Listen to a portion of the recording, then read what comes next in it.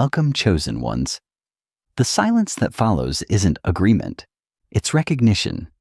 It's the instant they understand that every angle they considered, you've already examined and moved beyond. Conversations don't end because you lost your point. They end because continuing would expose how far behind they really are. And in that quiet shift, where resistance fades into observation, you realize something subtle but powerful. You're no longer being challenged, you're being measured. The shift isn't loud, it's almost surgical in its precision. Energy pulls back, eyes linger a little longer, and the same voices that once filled every space begin choosing their words carefully. Or not at all. It's not discomfort without reason. It's awareness settling in. They feel the difference without being able to name it, sensing that every word now carries weight they can't easily deflect.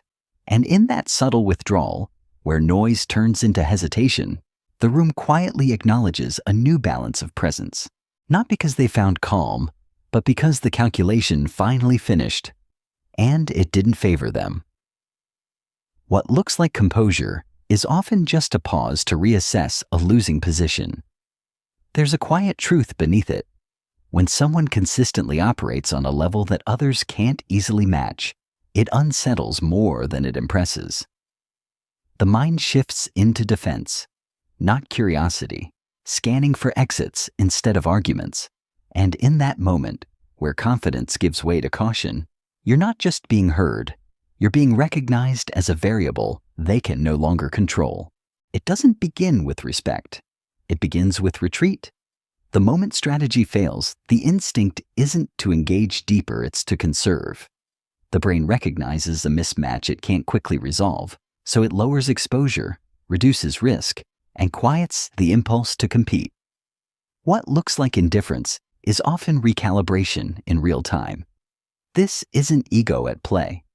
It's a built-in response trying to stabilize control.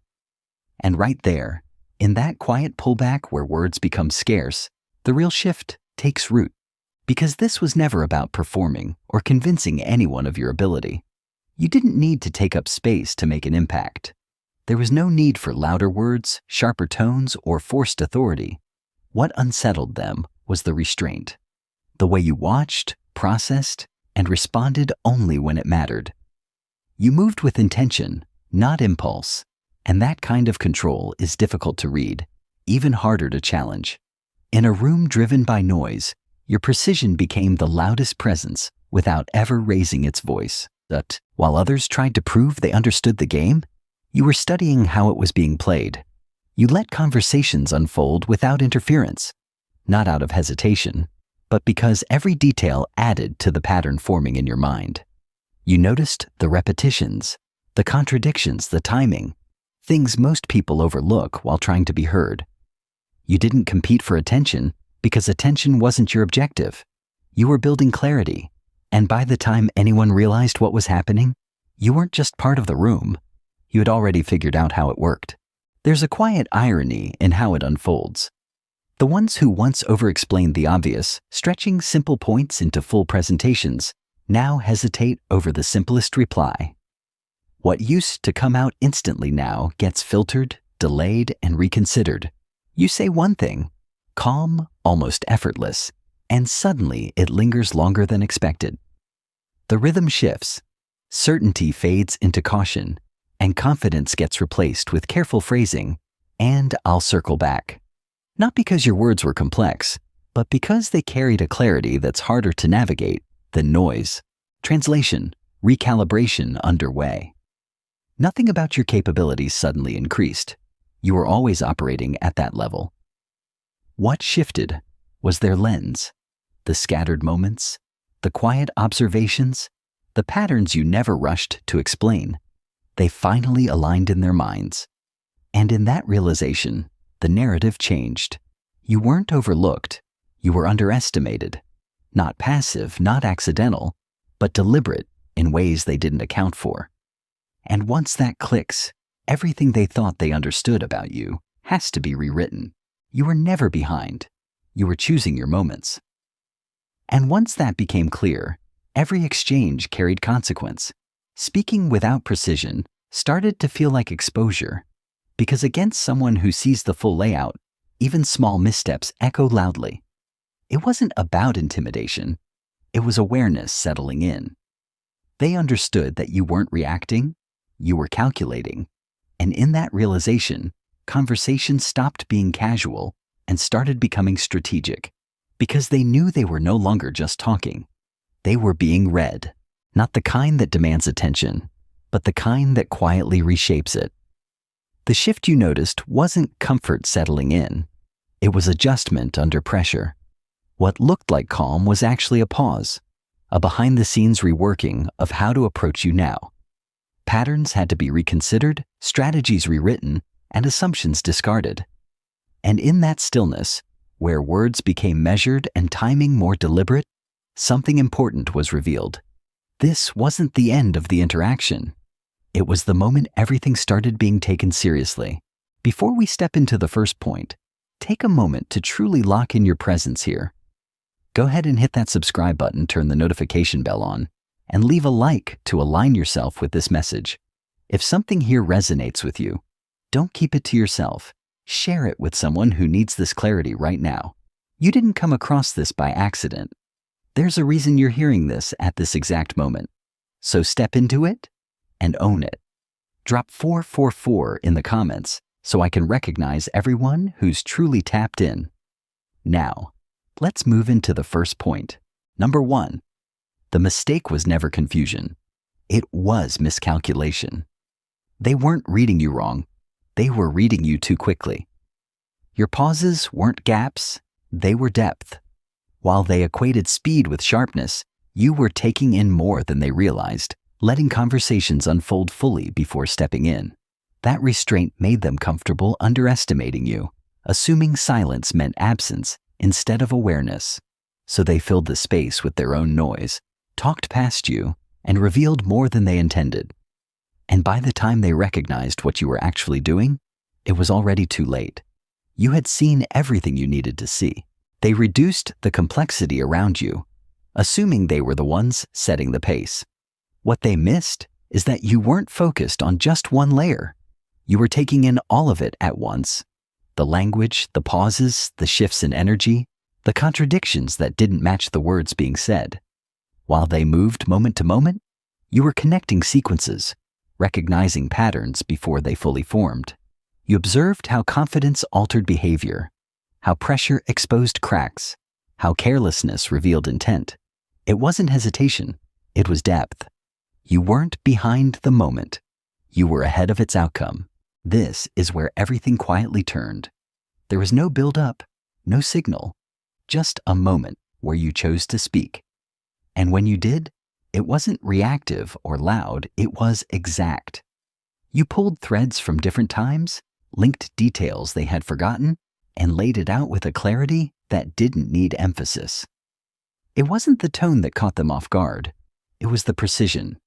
Because in that instant, they realized you hadn't just been listening, you had been tracking everything. You spoke to what actually mattered, not what was being amplified. And in that moment, everything shifted. The surface level noise lost its power, and the real structure underneath became visible. The same people who overlooked you felt that realization settle in. Heavy and undeniable. It's a different kind of discomfort when you recognize that someone wasn't absent. They were observing with intention the entire time. Not trying to compete, not trying to be seen, just understanding. And when that understanding finally surfaced, didn't chase attention. It redirected it. It didn't rush to be heard. It waited until everything made sense. And when your words finally came through, they didn't scatter. They landed with purpose. That's when the shift became undeniable. The rhythm of the room slowed, not out of choice, but out of necessity. People started choosing their words instead of throwing them out, measuring responses instead of reacting. The ease they once had disappeared, replaced by a quiet tension of needing to think twice. It wasn't confusion anymore, it was awareness. They understood now that every interaction required more from them because you weren't just listening. You were understanding faster than they could respond. The reality is, clarity doesn't rush, and depth doesn't need repetition. Those who think on multiple layers don't fill space, they choose it. And when it finally clicked that your silence wasn't emptiness, but calculation in motion, the tone around you shifted instantly. Words became filtered, timing became intentional, and the casual ease they once carried disappeared. Not because they suddenly admired you, but because they became aware of themselves. They had been measuring intelligence by volume, by speed, by presence. And the moment they realized you operated outside of that metric, the entire dynamic had to adjust. Number 2, your composure unsettled them because it didn't match their idea of brilliance. They expected signals, something loud, polished, undeniable, a performance they could recognize and label. But you offered none of that. No inflated language, no urgency to impress, no need to occupy every moment.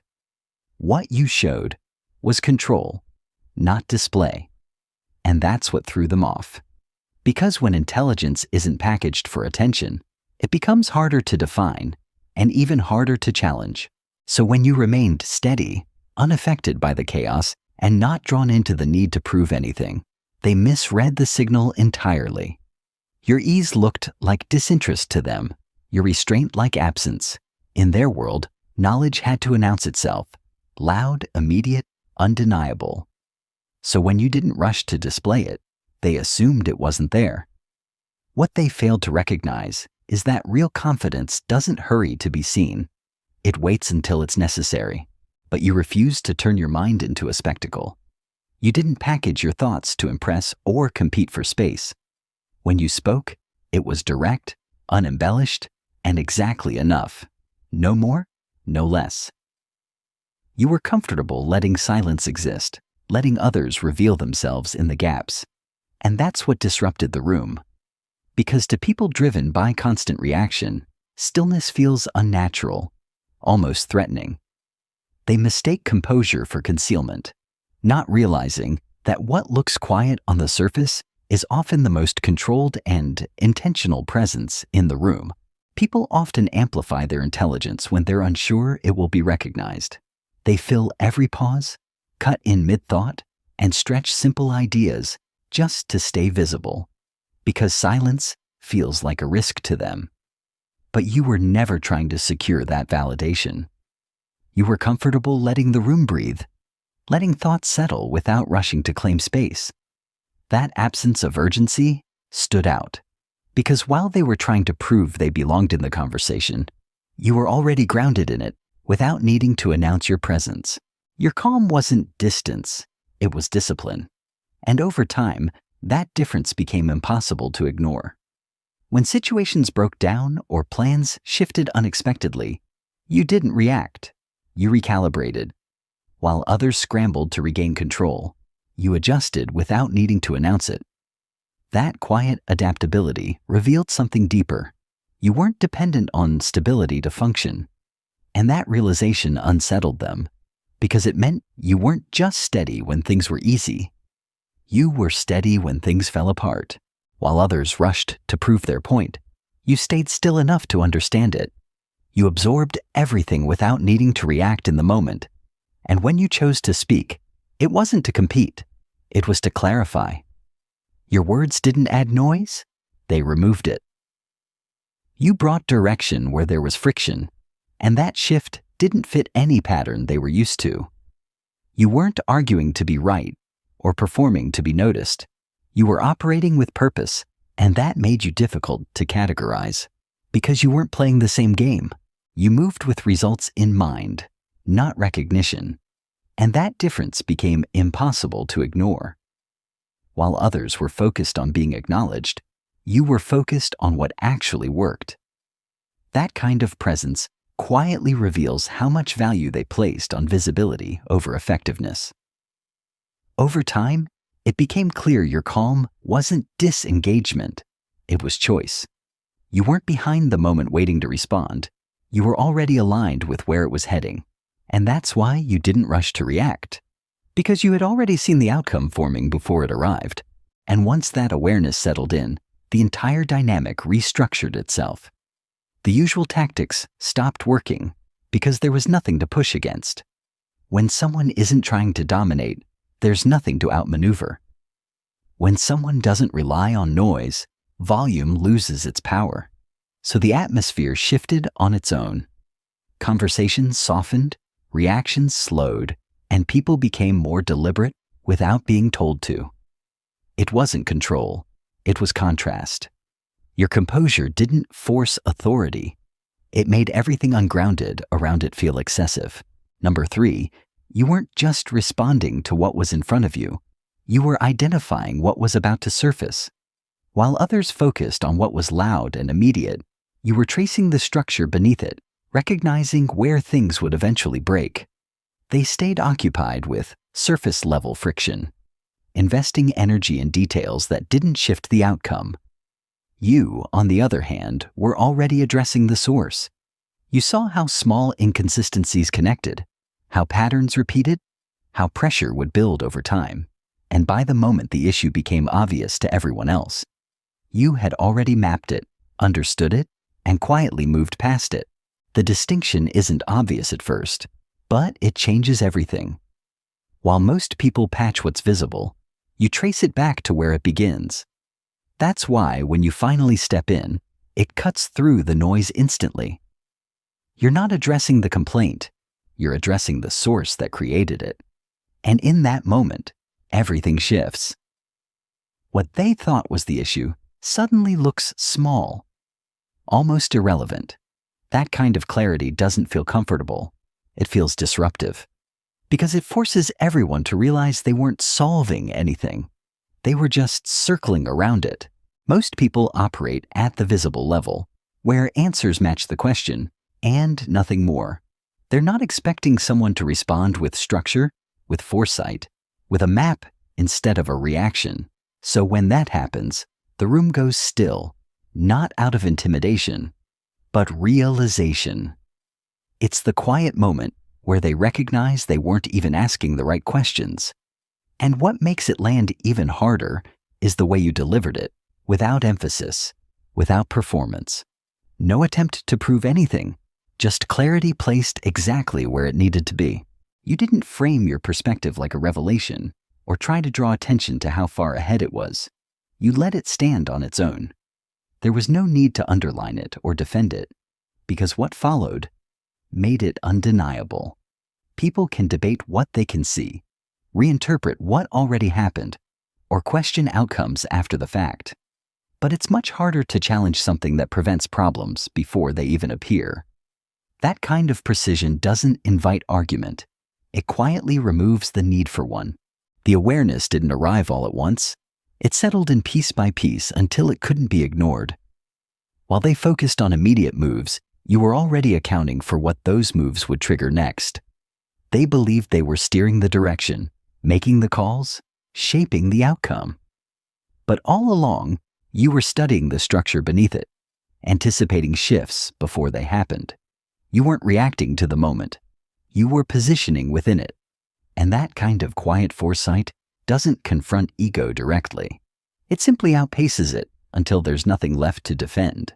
Then it surfaces, quietly without buildup, and everything pauses. The flow breaks, certainty dissolves, and the space recalibrates in real time. What you reveal isn't just an answer, it's a perspective they hadn't even considered existing. That's what unsettles them. It forces a shift from confidence to reflection, from speaking freely to measuring every word. Because it's not just that they missed something, it's that they didn't know there was something to miss. And once that awareness sets in, the dynamic changes permanently. Dialogue slows, caution takes over, and silence isn't empty anymore. It's deliberate. Number 4. They began to realize your understanding wasn't handed to you. It was built. They were used to intelligence being packaged, validated, and labeled by systems they trusted. Degrees, titles, structured paths, that's how they measured it. But you didn't come from that framework. You learned through observation, through experience, through connecting things no curriculum could organize for you. There was no script behind your thinking, no predictable pattern to follow. And that's what unsettled them most, because they couldn't trace where your understanding came from or where it might lead next.